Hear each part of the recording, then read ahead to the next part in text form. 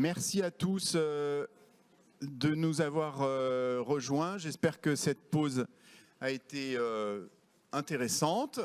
On a parlé de plein de choses passionnantes, mais là maintenant, on va rentrer dans le vif de la data collaboration. Pourquoi ? Parce que il n'y aurait pas pu et on n'aurait pas fait, je vous dis franchement, une après-midi sur la data collaboration sans parler du travel. J'aurais pas accepté parce que je pense que le travel est un des inventeurs de la data collaboration. Peut-être que ça vous choque que je dise ça. Peut-être qu'il n'y a pas encore des clean rooms partout chez tous les acteurs du travel. Et pour autant, la grande consommation a tellement à apprendre de ce qui a été fait et de ce qui est fait dans le travel. Pensez aux code-share dans le transport aérien, pensez au programme de fidélisation. Qui a inventé le premier programme de fidélisation dans le monde ? Une idée, American Airlines, bien entendu. Pensez aux alliances dans les compagnies aériennes. Tout ça, c'est rien d'autre que de la data collaboration. Même si ça ne s'appelait pas comme ça, même s'il n'y avait pas de clean room. Donc, bienvenue dans cette table ronde. On a 30 minutes avec deux invités exceptionnels. D'abord, je vais vous présenter Najwa. Najwa, bonjour. Merci d'être avec nous. Bonjour donc, à tous. Najwa, tu es la directrice marketing de SNCF Voyageurs. Ça fait de bonnes années qu'on a la chance de travailler avec toi sur beaucoup d'entités du groupe SNCF. Et c'est un plaisir de t'accueillir aujourd'hui. Merci beaucoup, Najwa. Merci à vous. Et puis à tes côtés, Jean-Sébastien, on se connaît depuis un peu moins longtemps, hein, Jean-Sébastien, on peut le dire. Mais alors, c'est passionnant ce que tu fais, tu vas nous l'expliquer, puisque tu es Managing Director de Hub One Data Trust. Exactement. Hub One Data Trust est une toute nouvelle entreprise puisqu'elle a été officiellement, elle a reçu son cabis lundi, donc nous sommes tout nouveau. C'est presque un bébé, une naissance. Et nous sommes filiale du groupe Hub One, elle-même filiale du groupe Aéroports de Paris. Donc on a une présence naturelle dans les aéroports et nous lançons une plateforme d'échange de la donnée, de traitement de la donnée, et une marketplace pour contractualiser ces échanges et sans doute demain les monétiser. Formidable. Donc on a Aéroports de Paris, une filiale d'Aéroports de Paris. On a SNCF avec nous. Donc on ne parle plus de clients, là on ne parle plus de toys ou de pets, on parle de voyageurs, Najwa. Alors est-ce que tu peux nous dire un peu comment est-ce que finalement la data collaboration, comment tu la vois toi et comment ça vient soutenir peut-être tes efforts, vos efforts d'acquisition ? Alors la data collaboration, elle est vraiment au cœur de notre stratégie de conquête. On a un objectif et une ambition qui est affichée, qui est reprise du coup dans nos éléments de langage, dans la presse, dans notre stratégie de marque assez régulièrement. C'est le x2. Donc c'est de réaliser du coup un doublement de trafic du ferroviaire d'ici à 2030-2035. Il faut avoir en tête que le ferroviaire, ça n'est que 10% de la part modale en France. Et notre gros concurrent, désolé pour l'aérien, c'est la route, c'est la voiture. Et donc on a cet objectif de faire de la conquête massive dans les 10 ans à venir, d'aller faire du report modal. Et donc on a ce sujet de la conquête modale et de la reconquête, puisqu'on a quand même 2/3 de notre parc client qui se renouvelle chaque année, dans le sens où ce sont des occasionnels qui voyagent une fois par an, 2 fois grand maximum, et qu'il faut aller rechercher d'une année à une autre. Du coup, la data collaboration, elle est au cœur et l'acquisition en grand et le CRM est au cœur de notre stratégie. Je dirais qu'il y a 2 volets. Déjà, quand on lance de nouveaux produits, on a un produit qui a fêté ses 10 ans cette année qui s'appelle Ouigo. Ouigo, le développement de Ouigo, il s'est fait quasiment que par de l'acquisition et du marketing digital. Pendant on a eu une phase de test et de POC qui a duré 3-4 ans. Au-delà de 3-4 ans, quand on a vu que le modèle était viable, efficace, qu'il rencontrait son marché et qu'il était rentable en perspective, on a accéléré et on a été dans des croissances à plus 100% par an pendant 2-3 ans. C'est quelque chose qu'on ne revivra pas forcément 2 fois dans notre vie. Et tout ça, on l'a fait par de l'acquisition, de l'acquisition, de l'acquisition et de l'acquisition, du programmatique web web mobile, Meta. Voilà, et c'était 70 à 75% de nos investissements médias. On a un acteur dans notre groupe qui est SNCF Connect, qui s'appuie sur un modèle d'acquisition et développement. Et puis le dernier point qui est un peu plus inédit pour nous, on sait que, comme je le disais, 90%, un peu moins de 90% de la part modale, c'est de la voiture, donc la grande majorité. On n'a pas les moyens d'aller attaquer 90% des Français pour aller les basculer sur le ferroviaire. Et puis surtout, on sait très bien qu'il y a les indécrottables qui ne changeront pas, qui ne seront jamais appétants au train, et certains qui n'ont pas accès au train parce qu'on a un réseau qui n'est pas forcément partout. Et donc on a travaillé avec vous, justement, chez Numberly, sur une nouvelle démarche. On parle beaucoup de segmentation client, donc de RFMP, de profiling, etc. Eh bien, on s'est lancé dans une démarche POC cette année de faire une segmentation des prospects routes. Et donc, on a travaillé sur la base d'un certain nombre d'études. On s'est rendu compte qu'on avait énormément de données sur les prospects routes. On en a acheté en complément. On a fait des études en complément. On a été voir dans les données open data qui existaient, dans les données DataGouv qui étaient disponibles, dans les données de l'INSEE. Et tout ça, on a travaillé cette donnée pour faire comme une segmentation RFMP, mais en version prospect. On a identifié 12 segments prospect route qu'on a scorés, du coup, par critères d'appétence offerts. On en a gardé 5 qu'on a considéré comme étant appétants. Le reste, pour l'instant, on les a exclus parce qu'on a considéré qu'on aurait une conversion qui serait trop basse. On a traduit ça en stratégie de ciblage, stratégie d'activation média. Voilà. Et donc là, on est en train de peaufiner nos premières campagnes tests de conquête modale sur lesquelles on se lancera plutôt en septembre, pour essayer de convaincre avec l'ensemble de nos offres, TGV, Ouigo, TER, etc., de laisser tomber ne serait-ce que ponctuellement la voiture pour tester le train, voire de basculer sur une consommation de train. Voilà, donc on est vraiment sur une démarche data collaboration où, en capitalisant sur nos données, sur de la third party, sur de l'open data, et bien sûr avec au cœur du CRM, PRM nouvelle génération et de l'acquisition, aller travailler sur le développement du coup et la croissance directe de notre parc client. Super, merci beaucoup Najwa. Il y a un point commun dans vos deux stratégies en termes de data, c'est que vous utilisez, je crois, beaucoup les données de géolocalisation dans votre stratégie de développement. Alors, je crois que j'aurais dû commencer par ça, mais c'est pas grave. Jean-Sébastien, du coup, à toi l'honneur. Oui, alors la donnée de géolocalisation, elle est pour la partie qu'on appelle passage, que celle que vous connaissez en tant que passager des aéroports parisiens, c'est-à-dire le moment où vous rentrez dans le terminal jusqu'à la porte d'embarquement. Et c'est un moment où en fait votre mobile est tracé sur le Wi-Fi. Et l'un des enjeux que nous avons, c'est de pouvoir tracer en temps réel les flux. Alors ce qui ne nous intéresse pas, c'est connaître la donnée personnelle, et de toute façon, ça serait compliqué de l'obtenir et d'avoir le consentement de tout le monde pour le faire. En revanche, ce qui nous intéresse énormément, c'est de savoir quels sont les flux en direct, combien de passagers ont passé le contrôle, combien de passagers sont dans les boutiques, combien de passagers attendent à la porte d'embarquement. Et ça, c'est une donnée essentielle parce que dans un aéroport, on ne fait que gérer des aléas et des problématiques, et des flux, pardon, des aléas et des flux. Et on a un besoin constant de gérer ces aléas qui sont souvent en fait des retards avions. Et donc savoir que dans un terminal, on a une accumulation de passagers qui peut se produire, c'est essentiel pour leur apporter le meilleur service. Donc effectivement, cette data-là, on cherche à l'exploiter et on cherche à la rapprocher d'autres données pour que les opérationnels de l'aéroport puissent gérer leurs opérations au plus réel de ce qu'il se passe. Alors là, c'est vraiment intéressant ce que tu dis, parce qu'au fond, ce qu'on voit, c'est qu'on a beaucoup parlé de clean room, de déduplication de données individuelles nominatives, mais on a juste un peu oublié le consommateur dans tout ça, le voyageur, et c'est pas toujours si évident de comprendre en quoi est-ce que un voyageur va être si heureux parce qu'il a eu une bannière de moins. Là, tu nous parles de retard d'avion et de data collaboration finalement anonyme, certes, mais qui permet en temps réel d'améliorer la qualité de service pour le consommateur, pour le voyageur, dans un lieu qu'on fréquente tous et qui est parfois synonyme, il faut bien le dire, d'exaspération.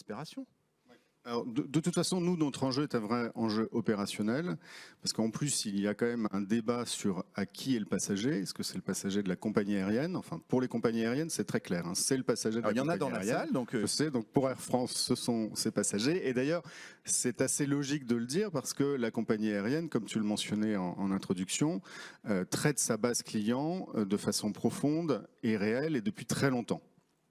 Ce qui n'est pas le cas des aéroports, qui ont un peu de mal d'ailleurs à être repérés par le client comme étant un client de l'aéroport. On est le client d'une destination, mais on est de plus en plus le client d'une expérience. Et donc, en améliorant les conditions opérationnelles du rôle d'orchestrateur qu'un opérateur d'aéroport, on améliore l'expérience du passager. On le rend aussi plus attentif à l'offre commerciale qui lui est faite et on diminue, ce qui est un des objectifs que nous avons, les raisons d'être stressé. Et Dieu sait que quand on rentre dans un aéroport, on peut naturellement avoir plusieurs raisons d'être stressé. Merci beaucoup. Alors, Najwa, bon, les retards dans les aéroports, c'est pas quelque chose qui concerne tellement la SNCF, il n'y a pas de retard. Pour autant, vous vous intéressez aux données de géolocalisation également. On est même un très gros consommateur des données de géolocalisation. Et en fait, les données de géolocalisation, elles nous servent à construire notre offre de dessert. Et là, on est vraiment dans la data collaboration à 2 niveaux. On achète des données. Et donc là, nos partenaires télécoms sont nos meilleurs amis. On achète à tout le monde. Ils sont dans la salle également. SFR, Orange, Bouygues. Et donc, on achète massivement leurs données de géolocalisation. Ça nous permet à nous de faire la data visualisation et de reconstituer et de comprendre et d'analyser les flux de déplacement et quelque part même de remettre de l'individu finalement derrière les flux. C'est-à-dire qu'est-ce qui va nous permettre également de comprendre à travers les flux de déplacement là où il y a un potentiel marché, de concevoir notre offre de dessert, dans ce qu'on appelle une offre de dessert, c'est de se dire quelles sont les villes où il y a des marchés, quelles sont les lignes, à quels arrêts il faut qu'on mette. Je rappelle qu'on ne fait pas que de la longue distance, on fait du transport régional et du transport urbain. Sur le transport urbain, ça nous aide parfois à savoir où il faut mettre l'arrêt de bus, au coin de la rue, au milieu de la rue ou de l'autre côté, sur le trottoir d'en face ou sur le trottoir. Voilà. Et donc ces éléments-là, ils sont clés pour concevoir du coup l'offre de dessert, pour comprendre les flux de déplacement et encore une fois remettre de l'usage derrière les flux. Et c'est vraiment ces éléments de détail-là qui font la qualité d'un réseau de transport quand on est dans l'urbain ou le régional, mais aussi qui permettent de maximiser le taux d'occupation de nos trains quand on est sur la longue distance. Savoir qu'en train Paris-Rennes, il faut s'arrêter à Laval ou à Vitré ou à Sablé-sur-Sarthe, c'est ça qui nous permet d'avoir le meilleur remplissage ou pas, alors qu'on pourrait dire qu'on fait un direct Paris-Rennes et point barre. Donc ça, c'est vraiment clé. Et en plus, on travaille aussi sur la prospective et à travers cette data collaboration sur la compréhension à 10 ans, à 20 ans de l'évolution de la dynamique territoriale. C'est-à-dire qu'à travers les données qu'on a en partenariat avec l'INSEE, ou avec l'IAU, donc l'Institut d'urbanisation, ça nous permet de savoir quels vont être les flux sociodémographiques, voilà, l'évolution du nombre d'habitants, quelles vont être les nouvelles tendances d'emploi, d'employabilité des pôles d'emploi. Et ça nous permet aussi d'essayer de projeter à 10 ans, 20 ans comment vont évoluer le transport, et puis nous aussi de savoir comment on va faire évoluer nos réseaux, combien de rames il faut qu'on commande, puisque les commandes de rames, elles se font très en avance. Donc la data géolocalisation, elle se retrouve aussi dans le marketing un peu industriel de la conception de l'offre. Donc, ce qui fait que vous avez effectivement des lignes qui sont en ce moment, désolé, des lignes qui sont complètes et des trains qui sont complets. C'est aussi cette data, cette géolocalisation, ces flux de données qu'on a achetés ou qu'on a travaillé en partenariat qui nous permettent d'avoir la meilleure offre de transport. Merci beaucoup, Najwa. Alors, Jean-Sébastien, tu nous demandes de fêter ton cabis, mais on aimerait bien comprendre, on veut bien, pas contre, mais on aimerait bien quand même comprendre le métier de Hub One Data Trust. Alors, le métier de Hub One Data Trust, c'est vraiment un métier d'orchestration. Il est apparu assez vite que finalement, l'échange de données, surtout côté piste, c'est-à-dire sous les ailes de l'avion, dans les trieurs bagages, était en fait très faible. Alors clairement, la compagnie majeure dans chaque aéroport, donc Air France au sein des aéroports parisiens, est dotée d'outils de digitalisation qui sont forts. Mais lorsque une grande compagnie se retrouve en escale, et c'est le cas donc de 50% de notre trafic, donc Emirates, toutes les grandes compagnies internationales, elles dépendent complètement des prestataires sur site qui sont finalement des entreprises qui sont des sortes de grandes entreprises d'intérim spécialisées et qui ont assez peu d'outils pour fonctionner. Donc on est encore beaucoup dans le traitement de l'avion sur des appels voix par des talkie-walkie, sur des échanges, sur la constatation par ses propres yeux d'un responsable d'une zone avion d'un problème qui peut se poser. Et finalement, l'anticipation, elle vient beaucoup de l'expérience, elle vient très peu de la donnée. Et donc le projet que nous portons, c'est un projet de mettre à disposition une plateforme en rôle d'orchestrateur, en rôle de confiance. Et c'est d'ailleurs pour ça que One Data Trust, c'est une filiale du groupe Aéroports de Paris, mais aussi de la Caisse des dépôts, parce que la Caisse des dépôts nous donne ce poids de confiance pour dire aux opérateurs des plateformes aéroportuaires, vous pouvez échanger vos données en étant confiant qu'elles seront utilisées pour ceux pour lesquels vous êtes prêts à les échanger. Et donc elles ne seront pas utilisées pour vous faire payer des pénalités parce que vous n'avez pas été le meilleur des prestataires ou des choses de ce type. Donc vraiment un rôle d'orchestrateur. D'orchestrateur, de tiers de confiance un peu, on pourrait dire aussi, un peu différent de celui qu'on a vu précédemment. Est-ce qu'il y a la même chose dans les gares ? Il y a l'équivalent dans les gares. Alors, il faut savoir que depuis la réforme ferroviaire, les entités SNCF ont été séparées en plusieurs sociétés anonymes. Donc, les gares qui sont nos anciens frères sont devenus nos cousins germains. Mais on ne peut plus faire de cross-fertilisation sauvage avec eux. Et donc, quelque part, les flux de données qu'on a dans les gares sont tout aussi contractualisés, si jamais on se les partage, que les flux de données qu'on se partagerait avec Pierre et Vacances, Accor ou n'importe quelle autre marque externe. Donc effectivement, il y a des hubs de données dans les gares, on capte énormément de données dans les gares, mais aujourd'hui, typiquement, entre les activités de transport de voyageurs et les activités de gare, c'est la réforme ferroviaire, ce sont deux entités séparées, voilà, parce qu'on est dans un contexte d'ouverture à la concurrence et qu'on ne peut pas avoir un comportement monopolistique. Parfait. Alors, quand on parle de collaboration data, dans l'histoire, la petite histoire de la collaboration data dans le digital, il y en a une qui saute aux yeux, c'est la collaboration entre le monde du CRM, qui est largement représenté dans cette salle, et le monde du média, qui l'est tout autant d'ailleurs, je pense.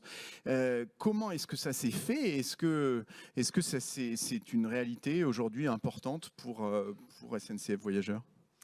Ça l'est, encore une fois, on a notre distribution, elle s'est digitalisée à presque 70%. Voilà, les canaux physiques, c'est aujourd'hui moins de 30%. Donc clairement, notre réseau de distribution est digitalisé et notre marketing et toute la partie conquête, reconquête et réactivation de nos clients, c'est clairement digitalisé. Il y a une réallocation des budgets médias qui se fait de plus en plus sur le digital pour l'ensemble de nos lignes produits et même le transport régional et urbain se digitalise dans sa stratégie d'activation client et d'activation média. Donc on est vraiment au cœur et puis du coup nous-mêmes on s'est restructuré autour de ça. On sait qu'on a des puits de données historiquement qui se sont construits un peu en silo, marque produit par marque produit. On a fait le deuil d'un data lake unique, hyper puissant et on est plutôt parti sur une stratégie de se faire parler les data lakes entre eux et de faire de l'intelligence transverse. Et là, j'en reviens à quelque chose de plus, on va dire, classique et traditionnel et au cœur de la journée néanmoins, qui est vraiment toute la stratégie d'activation par la programmatique et toute l'activation par le CRM et de la segmentation à la fois RFMP profiling, qui est juste au cœur du coup de notre stratégie de conquête-reconquête. Et puis du coup, tous les projets qu'on a sur le CRM onboarding, où aujourd'hui faire de la programmatique sans pouvoir soit exclure les clients qui sont déjà des clients réguliers fréquents, soit au contraire pouvoir les cibler à dessein pour les réactiver, pour développer la fréquence, pour développer la valeur. Voilà, ça devient juste clé. Voilà. Ouais, ça, je trouve que c'est une idée vraiment importante. Hein. C'est que on peut faire levier sur sa base de données CRM, de données individuelles, et puis aller la rapprocher. Évidemment, on fait ça depuis de nombreuses années avec différents écosystèmes du digital qui au fond vont nous permettre de collaborer pour pouvoir adresser en médias sur chacune de ces plateformes, comme tu le dis très bien, soit la population de vos clients, soit tout le reste. Alors, du côté de Hub One, Jean-Sébastien, il y a cette distinction que j'ai trouvée très intéressante dans nos échanges que tu fais entre des données finalement qui contribuent directement à l'expérience client et puis celles qui contribuent de façon indirecte. Et ça, c'est intéressant parce qu'encore une fois, on a un peu trop, nous, dans le monde du CRM digital, le cerveau un peu brainwashé par cette idée de rapprochement parfait à l'individu qui n'est pas forcément nécessaire quand on met au centre et au cœur, comme vous le faites, l'expérience voyageur. Alors nous, on travaille beaucoup sur la notion de cas d'usage, et on a travaillé à peu près 300 cas d'usage cibles avec les directions opérationnelles d'Aéroports de Paris. Et puis il y a aussi une initiative qui s'appelle EONAX, qui est une initiative de transport au sein de Gaia-X, dont la SNCF est membre, et également Air France et le groupe Aéroports de Paris. Et c'est peut-être ce type d'initiative qui permettra d'aller dans une gestion de la data qui soit directement liée aux passagers. En fait, comme je l'expliquais tout à l'heure, le passager est le passager de l'aéroport, certes, mais il est avant tout le passager de la compagnie aérienne. Et finalement, c'est la compagnie aérienne qui dispose des données personnelles les plus importantes. Et on peut par exemple imaginer un cas d'usage qui est celui d'un loueur de voiture qui doit louer une voiture plutôt en fin de journée sur un passager qui vient de San Francisco. En fait, aujourd'hui, le loueur de voiture n'a aucune idée si le passager a embarqué ou pas dans son vol. Or, c'est une donnée qui existe depuis 12 heures, donc que la compagnie aérienne connaît, que l'aéroport ne connaît pas. Et donc, il y a un certain nombre de cas où il est en attente de ce passager. Il va éventuellement laisser sa boutique ouverte plus tard pour attendre son arrivée et puis finalement constater qu'il fait un no-show. Donc, et peut-être que d'ailleurs, il n'aura pas loué cette voiture à un autre passager qui se retrouve sans véhicule et qui n'avait pas fait de pré-réservation. Donc là, on a un exemple très concret, assez simple, avec un quick win, mais qui nécessite d'aller chercher de la donnée personnelle. Et l'essentiel de notre activité, tu le mentionnais, c'est de gérer finalement l'indirect, c'est-à-dire, encore une fois, la qualité de service global pour le passager. Quand on s'occupe de son bagage, quand on s'occupe de la ponctualité des vols, eh ben, évidemment, c'est quelque chose qui impacte directement le passager, mais qui se fait sans données personnelles. Donc, quand tu dis que tu monétises les données ou que tu vas le faire, tu monétises quelles données à qui pour que ce soit complètement clair? Alors nous, on croit profondément que ces données opérationnelles, elles ont de la valeur. Évidemment, elles nécessitent d'être des données de qualité. Donc à la plateforme d'échange, il faut aussi une plateforme de traitement pour être sûr qu'on partage des données sur lesquelles on peut certifier la qualité et également l'engagement qu'on prend à la disponibilité de ces données. Et on pense que ces données vont rapidement avoir une valeur marchande parce que finalement c'est assez sain sur un service sur lequel on s'engage en termes de qualité, en termes d'engagement, de disponibilité, de donner une valeur. C'est vrai qu'on est plutôt sur une logique aujourd'hui de troc de cette donnée. Un opérationnel, une société d'assistants aéroportuaires va accepter de donner des données sur son traitement d'un vol à la compagnie, à l'aéroport, et en retour souhaite avoir d'autres types de données qui lui permettent d'être plus efficace. Moi, je pense profondément que dans quelques années, et j'espère quelques mois, on pourra donner une valeur à cette donnée. Après, on ira chercher cette valeur auprès d'un écosystème. Mieux pour ton business model quand même, hein, un moment. Ça sera mieux, je le confesse. Le troc, c'est sympa. Voilà. Mais... Alors, c'est un troc sur abonnement quand même, donc le business model tourne malgré tout. Après, on pense qu'il y a, en dehors de l'écosystème aéroportuaire, il y a tout un écosystème qui est connexe et qui est très intéressé d'avoir des données de l'aéroport. Parce que finalement, les données de transport, c'est aussi des signaux faibles de l'activité économique. Donc, par exemple, à la reprise du Covid, il y a eu une reprise très forte du fret aérien très rapidement.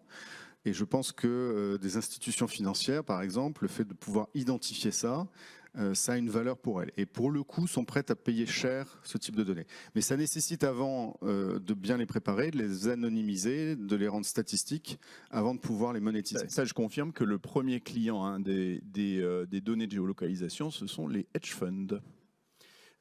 Najwa, est-ce que tu peux nous parler un peu finalement de ce qu'il faut, selon toi, comme ingrédient pour maximiser le potentiel de la data collaboration à l'intérieur d'un grand groupe comme le tien ? C'est ce qu'on s'est dit quand on a eu notre échange, c'est toute data collaboration commence par soi-même. Donc avant d'aller chercher des partenariats de la collaboration externe, il faut déjà qu'on range notre chambre. Je le disais tout à l'heure, SNCF Voyageurs sont plusieurs lignes produits. Et donc dans un grand groupe comme le nôtre, généralement on parallélise beaucoup sur des phases de stratégie des décennies précédentes, et on se retrouve dans les années 2000 avec des bases de données distinctes qui ne sont pas homogènes, qui ont des logiques tantôt d'acheteurs, tantôt de voyageurs, donc des logiques différentes. Des années à se poser la question de créer le data lake, c'est ce que je disais tout à l'heure, unique, puissant, voilà, excusez-moi pour Amazon, mais de se rêver d'avoir le RCU Amazon au sein de la SNCF. Je le disais, on a fait notre deuil. Ce qu'on cherche, c'est plutôt de réussir à avoir des RCU qui arrivent à avoir les mêmes logiques et des RCU qui savent se parler entre eux, des data lakes qui savent se parler entre eux. Et donc ça, on va travailler du coup sur une data collaboration interne. Voilà, entre les activités librement organisées comme Ouigo, TGV, homogénéiser les stratégies de consentement et d'opt-in. Voilà, parce que je le redis, mais on a un client sur deux qui est multitransporteur, qui prend du TGV, du Ouigo, de l'Intercité et qui n'est pas client d'un seul produit. Je pense que ça doit être le cas de la plupart d'entre vous. Donc homogénéiser les consentements pour pouvoir faire de la connaissance client transverse et de l'activation transverse. Mettre en place aussi des CDP ou des CMP pour commencer à travailler l'homogénéisation de la gestion des consentements voilà, entre les bases. Et puis, quand on est sur des activités conventionnelles, les TER, les Transilien, c'est conventionné par l'État et les régions, donc on ne peut pas croiser, mettre en place les bons contrats de partenariat avec les autorités organisatrices pour pouvoir permettre, du coup, quand elles le souhaitent, de cross-fertiliser la donnée. Donc du coup, on a un vrai travail de structuration interne et de création d'un système de data collaboration en interne SNCF. Et je ne parle que au bord de SNCF Voyageurs, je ne vous parle même pas de gare et connexion, de réseau, etc. Ça paraît immense comme je le dis, mais c'est beaucoup plus faisable que le merveilleux data lake unique et hyper puissant. Voilà. Donc on n'est pas à Vivatech aujourd'hui, on n'aura pas Tesla, mais voilà, on est pragmatique et la performance, elle se cherche aussi par du pragmatisme et de l'efficacité. C'est vrai qu'on ne l'a pas dit, mais le cross-mark, c'est en train de devenir un des très gros cas d'usage des clean rooms que Luca présentait tout à l'heure.